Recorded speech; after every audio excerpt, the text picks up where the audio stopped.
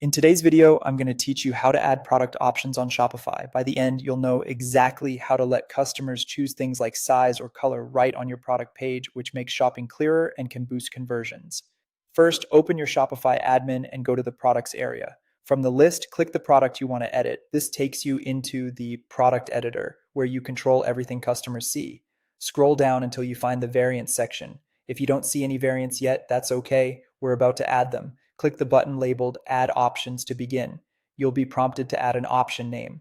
This is the label shoppers will see, so keep it simple and clear. Common examples are size or color.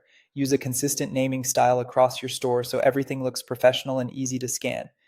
Next, add your option values. These are the actual choices under that label, like small, medium, and large, or red and blue. Type each value clearly using consistent capitalization and spelling.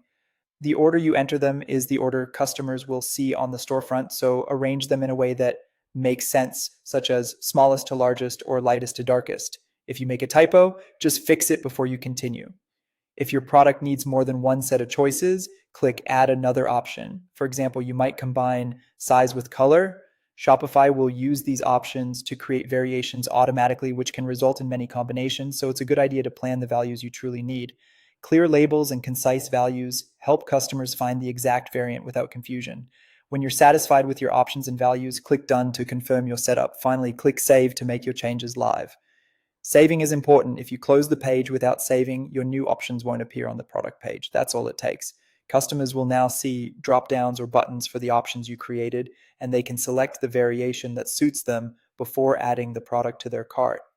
This simple setup improves the shopping experience and helps avoid order mistakes. And that's it. If you found this tutorial helpful, don't forget to like this video and subscribe to my channel for more Shopify tips and tutorials.